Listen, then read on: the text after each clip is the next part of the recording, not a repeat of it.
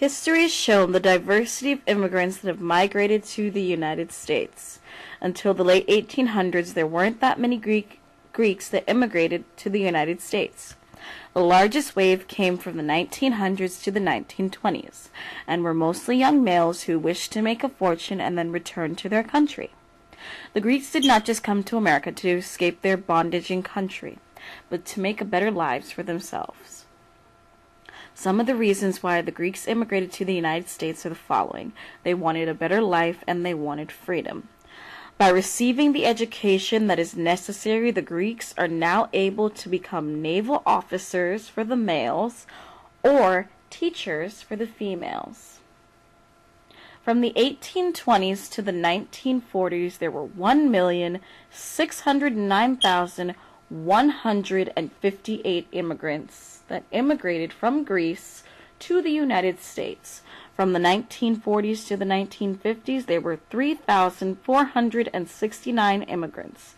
From 1951 to 1960, there were 36,637 immigrants. From 1961 to 1970, there were 5,401 immigrants. From 1971 to 1980, there were 6,550 immigrants. From 1981 to 1990, there were 9,764 immigrants. In 1996, there were 1,183 immigrants that immigrated to the United States from Greece. In total, from 1820s to 1996, there were 704,679 immigrants that immigrated to the United States. And the Greek immigration was the final immigration from Europe. When the Greeks came to America, they settled in the following states: New York, California, Illinois, Massachusetts, Florida, New Jersey, Pennsylvania, Ohio, Michigan, and Texas. In New York, there were 159,763 immigrants. In California, there were 125,284 immigrants. In Illinois, there were 95,064 immigrants. In Massachusetts, there were 78,172 immigrants. In Florida, there were 76,903 immigrants. In New Jersey, there were 61,510 immigrants. In Pennsylvania, there were 56,911 immigrants. In Ohio, there were 53,547 immigrants. In Michigan, there were 44,214 immigrants. And in Texas, there were 32,319 immigrants. The experience of coming to America. The first wave of Greek immigrants included about 40 orphans who have survived in the Greek Revolution of 1821 and who were brought to the United States by American missionaries.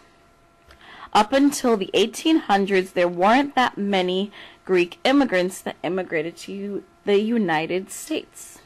By 1860, about 328 immigrants were living in the United States, with the majority residing in California, Arkansas, New York, and Massachusetts. One of the first Greek colonies was at New Smyrna near St. Augustine, Florida. Andrew Tomball and his wife Maria Rubini, daughter of a wealthy Greek merchant, pursued approximately 450 colonists to journey to America and settle. With the promise of land, Greek colonists, primarily from Maine in the south of Greece, as well as Italians, Minoraccans, and Crescians, began arriving in Florida on June 26, 1768. The colony was an overwhelming failure and was officially disbanded on July 17, 1777. but many of the colonists had already moved to neighboring St. Augustine, where they were becoming successful as merchants and as small businessmen. A small community of Greeks also built a chapel and a school there. So to conclude, the purpose of Greeks coming to America was to make a better life for themselves and to overall